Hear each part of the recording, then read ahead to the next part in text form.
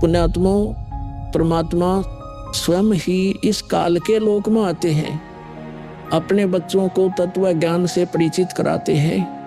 दास के अंदर उसी पूर्ण परमात्मा कबीर साहिब जी की शक्ति काम कर रही है। आप सभी पुण्यात्माओं को काल के जाल से निकालने के लिए परमात्मा इस पृथ्वी लोक में फाल्गुन शुक्ल पक्ष एकम विक्रमी संवत 2053 9 मार्च 1997 रविवार के दिन आए और सार नाम व सार शब्द खुलकर देने का आदेश दिया, जिससे आप सभी का मोक्ष हो सके। इसके बाद इस आध्यात्मिक ज्ञान के प्रचार प्रसार में बहुत तेजी आई और आज आप सभी पुण्यात्माओं को अपने निज घर की और परमात्मा की पहचान हो पाई। 600 साल पहले परमात्मा को ना पहचान कर हम काल के जाल में धोखे से रह गए थे। अब की बार दास को आम संत समझकर धोखा मत खा जाना। यदि आप इस परमात्मा के तत्व ज्ञान से पूर्णतः परिचित हो चुके हो तो दास के इस इशारे को समझकर अपना उद्धार करवा लेना और अपने अन्य भाइयों बहनों को भी कबीर परमात्मा का यह सच्चा मार्ग समझाना। दास को कबीर परमात्मा का मिलना आप सभी के जीवन के कल्याण का कारण बन रहा है। आपको अब उस दिन की घटना के बारे में बताता हूँ। ये सत्य घटना उस दिव्य प्रसंग की है जो आज तक केवल एक रहस्य था। वो रहस्य सालों पश्चात अब आपके सामने प्रस्तुत होने जा रहा है।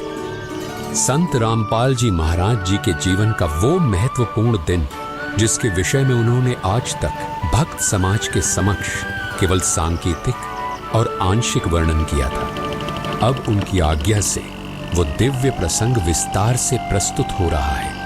ये प्रसंग उस दिन का है जिस दिन संत रामपाल जी महाराज जी को कबीर परमेश्वर जी स्वयं इस धरातल पर आकर मिले थे। हे गुरुदेव राम देवानंद जी महाराज, ना जाने आपने इस दास में क्या देखा कि आपने इस दास को इतनी बड़ी जिम्मेदारी दे दी। अपने बाद मुझे गुरु पद पर बैठा दिया। ये दास अपनी आखिरी सांस तक आपके द्वारा दिया गया जगत कल्याण के मार्ग और मोक्ष के कार्यों को पूरा करने के लिए समर्पित रहेगा। परमात्मा का सत्य ज्ञान और सच्चा मंत्र हर घर तक पहुंचा के छोड़ दूंगा, फिर चाहे कुछ भी बीते मेरे साथ। ये दास आजीवन परमात्मा के मार्ग में कार्यरत रहेगा। ये फाल्गुन शुक्ल पक्ष एकम विक्रमी संवत 2053 9 मार्च 1997 रविवार की बात है। संत रामपाल जी महाराज हरियाणा के झज्जर जिले के एक झाड़ली कस्बे में गरीबदास जी महाराज जी की वाणी का पाठ करने गए थे। वहां किसी कारणवश पाठ रद्द होने की वजह से वे वापस आ रहे थे। वहां से लौटते समय संत रामपाल जी महाराज कबीर परमात्मा की याद में मग्न अपने दोपहिए वाहन पर सवार वापस लौट रहे थे। संत रामपाल जी महाराज स्कूटर को रास्ते में एक चाय की दुकान के पास रोक देते हैं। राम राम महाराज जी। राम राम भगत जी। महाराज जी चाय समोसा लगा दूं? हाँ भगत जी लगा दीजिए।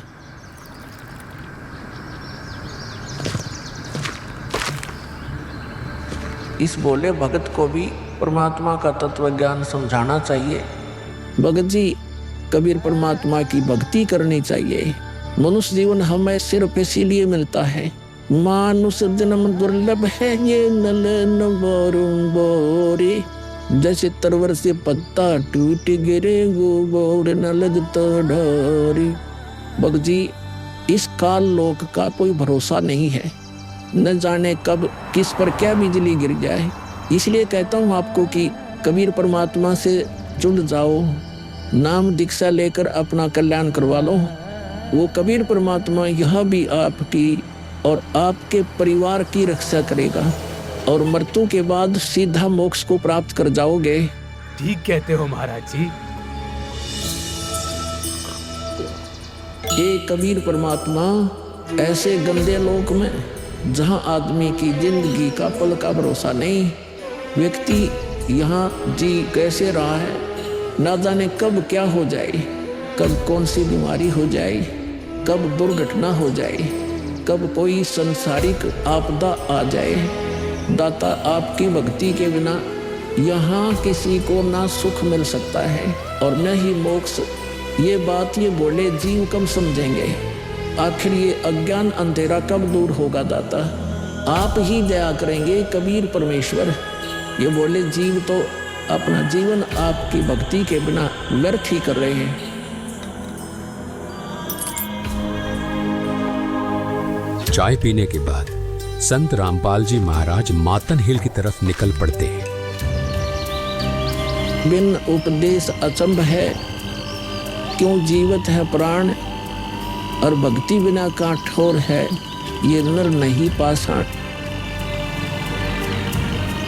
आगे चलकर संत रामपाल जी महाराज स्कूटर को एक पुलिये के पास रोक देते हैं। इस पुलिये की खास बात ये थी कि संत रामपाल जी महाराज जी ने इस पुलिये को सिंचाई विभाग में जूनियर इंजीनियर रहते हुए स्वयं बनाया था। क्योंकि ये पूरा क्षेत्र जंगल नुमा था, इसलिए संत रामपाल जी महाराज जी को इस पुलिये पर बैठना बहुत अच्छा लगता था और नौकरी के दौरान वो इस पुलिये पर बैठकर परमात्मा की याद में खो जाया करते थे। हे दयालु कबीर परमात्मा, आप जी हम नीचों के लिए 600 वर्ष पहले एक धानक रूप धारण कर इस गंदे लोक में 120 वर्ष तक रहे। आप जी को गर्म तेल के कढ़ाई में डाला गया, खूनी हाथी से मरवाने की कोशिश की गई, दरिया में डुबोकर मारने की कोशिश की गई। आप जी को बदनाम करने हेतु झूठी चिट्ठी डाली गई। आपके साथ कितने जुल्म ढाए गए, फिर भी हे दयालु कबीर परमात्मा, आपने क्या कुछ नहीं किया अपनी सतलोक से बिछुड़ी आत्मा को अपने शरण में लेने के लिए, इस तत्व ज्ञान को सब जीवों तक पहुंचाने के लिए।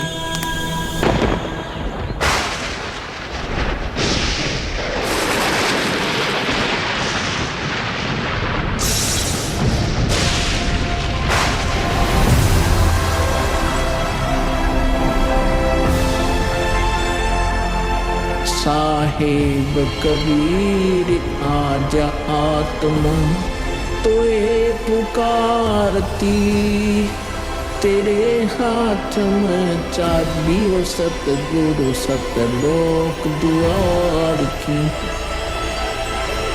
साहेब कबीर आजा आत्मा तोए पुकारती, तेरे हाथ में चाबी हो सतगुरु सतलोक द्वार की।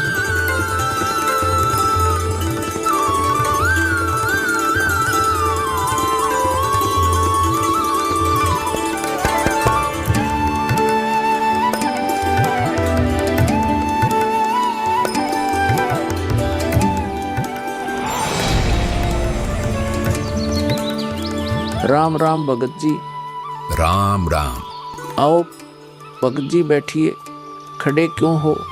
संत रामपाल जी महाराज अपने परने को पुलिया की दीवार पर बिछा देते हैं और महात्मा जी से बैठने का आग्रह करते हैं। कहाँ से आए हो बेटा, क्या करते हो?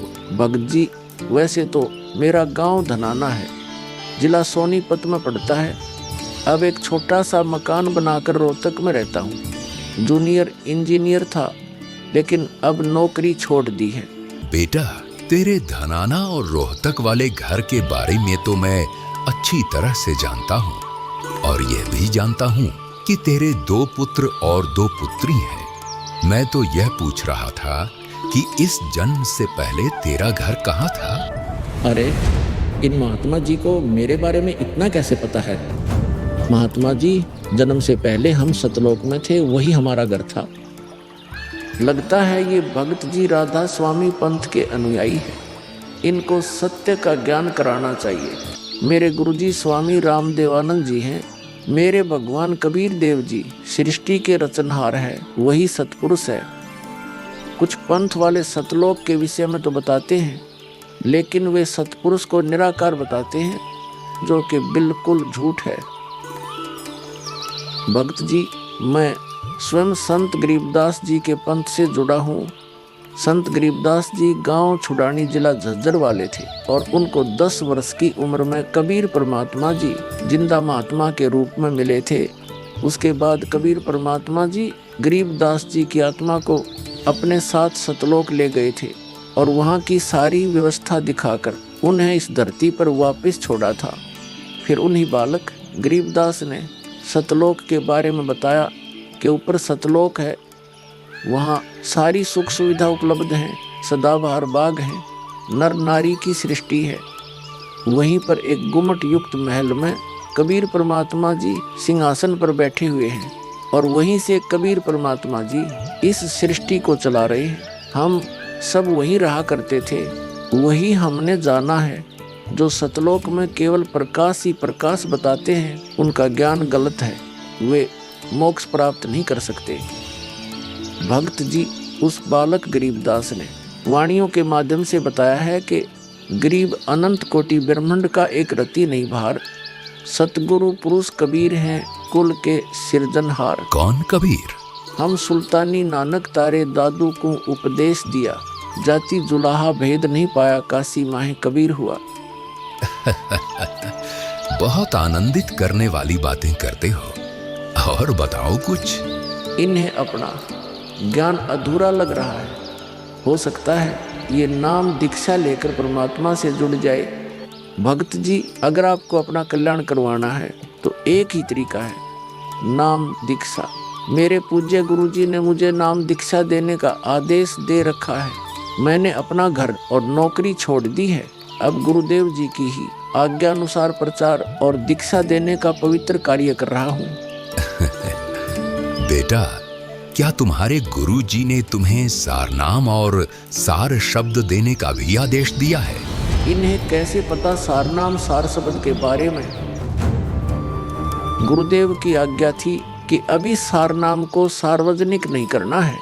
उन्होंने कहा था कि मुझे स्वयं परमेश्वर कबीर जी मिलेंगे और वही मुझे सारनाम को सार्वजनिक करने का सही समय बताएंगे। तब तक यह सारनाम केवल विशेष विश्वास पात्र अनुयायियों तक सीमित रखना है। बेटा रामपाल, मैं ही सत्य पुरुष कबीर हूँ। अब वह समय आ गया है सारनाम और सार शब्द प्रदान करने का। वह भक्त जी, मैंने आपको बता दिया कि कबीर परमेश्वर मुझसे मिलने आएंगे, तो आप स्वयं ही कबीर परमेश्वर बन बैठे। मैंने अपने गुरु जी से पूछा था कि हे गुरुदेव, मैं कैसे पहचानूंगा जो मुझे मिलेंगे कि वे कबीर भगवान हैं? गुरु जी स्वामी राम देवानंद जी बोले, यह विश्वास करवाना व पहचान करवाना उनका काम है। तभी तो मैं बता रहा हूँ, मैं ही सत्य पुरुष कबीर हूँ। कबीर परमेश्वर जी सबको जिंदा बाबा के वेश में मिले हैं, आप तो जिंदा बाबा वाले वेश में नहीं हो। जिंदा महात्मा तो मुसलमान साधु होते हैं। मुसलमान धर्म तो अभी 1500 साल पहले ही बना है। मेरा असली वेश तो यही है जिस रूप में मैं तुम्हारे सामने खड़ा हूँ। रामपाल, तुम मेरी परम हंस आत्मा हो। जगत कल्याण के लिए मैंने ही तुझे भेजा है। अब सही समय आ गया है सार नाम और सार शब्द देने का। मैं कभी सिर पर मुकुट, कभी पगड़ी, कभी टोपी धारण कर लेता हूँ। चारों युगों में आता हूँ। सतयुग में सत सुकृत नाम से, त्रेता युग में मुनींद्र नाम से, द्वापर युग में करुणामय नाम से और कलयुग में अपने वास्तविक नाम कबीर देव यानी कबीर नाम से आता हूँ। और तेरे जैसी हंस आत्माओं से मिलकर उनका भ्रम दूर करता हूँ। लेकिन अगर तुझे केवल जिंदा महात्मा के रूप में विश्वास है तो मैं तुझे अपना वो रूप भी दिखा देता हूँ। ये देख।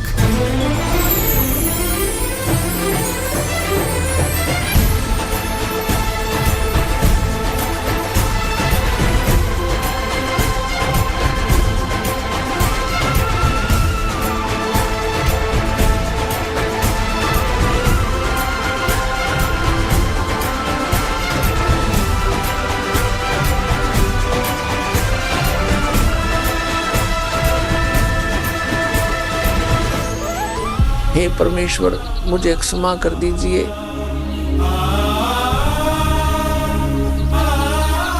मुझसे अनजाने में गलती होगी।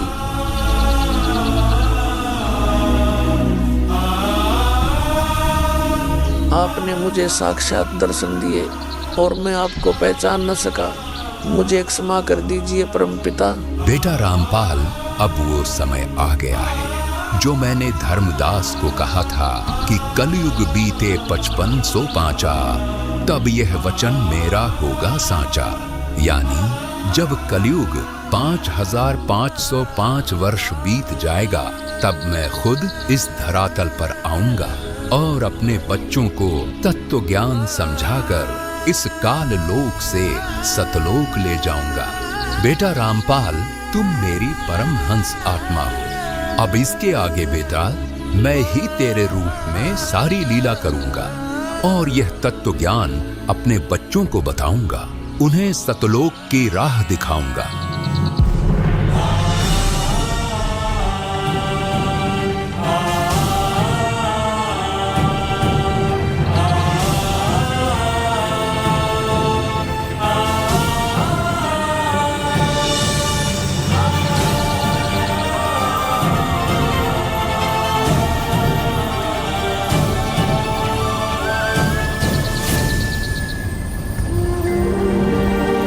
इस प्रकार कबीर परमात्मा संत रामपाल जी महाराज जी को सह शरीर सतलोक भेज देते हैं और अपनी लीला को आगे बढ़ाते हैं।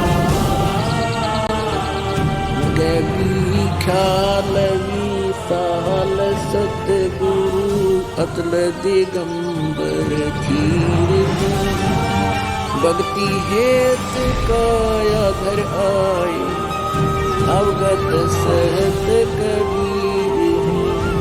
भक्ति हेत काया धर आए, अवगत सहत कबीर। अमर करूं सतलोक पठाऊं, तात बंदी छोड़ कहाऊं।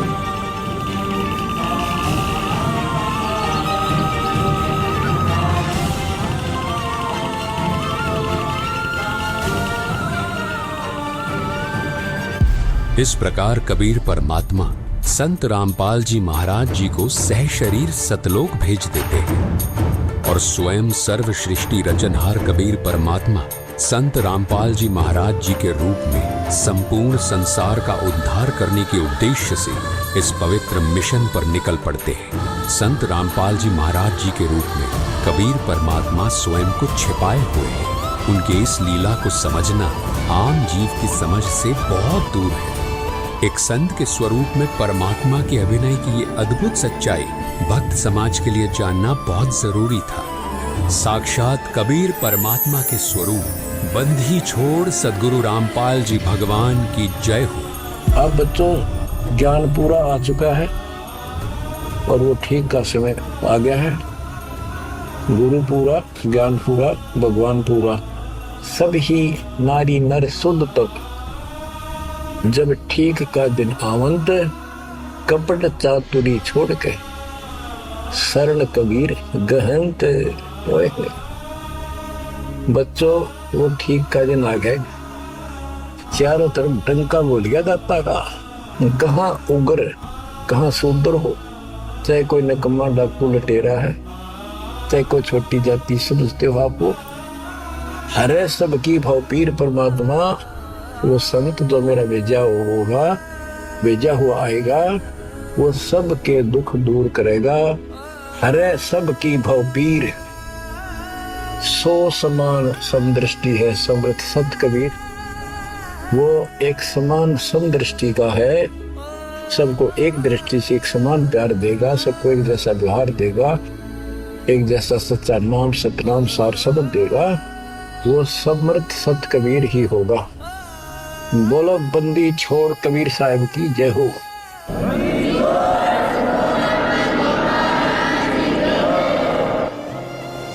आपके मोक्ष के लिए परमात्मा ने कसर नहीं छोड़ रखी। जो भी संभव व्यवस्था है वो सारी कर दी है। बच्चों, तुम भी दया करियो, रहम करियो उस परम पिता पे। बच्चों, आने वाली पीढ़ियां आपको भी याद करा करेंगी, वो तो चांद सूरज रहेंगे, आपका नाम रहेगा कि हमारे कौन माता पिता, कौन दादा परदादा दादी इसे अमृत ज्ञान को हमारे पूर्व में लाए थे। आने वाली पीढ़ियों के उद्धार के लिए तुम जिम्मेवार हो, कुर्बान हो जाओ। पहचान लो उस परम पिता को और पहचान लो अपने गुरुदेव को। परमात्मा आपको मोक्ष दे, आपको सद्बुद्धि देकर रखे, आपको भगवान की याद बनी रहे, सतलोक याद रहे, काल का कष्ट भी याद रहे, यहाँ भी सुखी रहो, सतलोक में सदा सुखी होकर। ये दास का आशीर्वाद है। सत साहिब।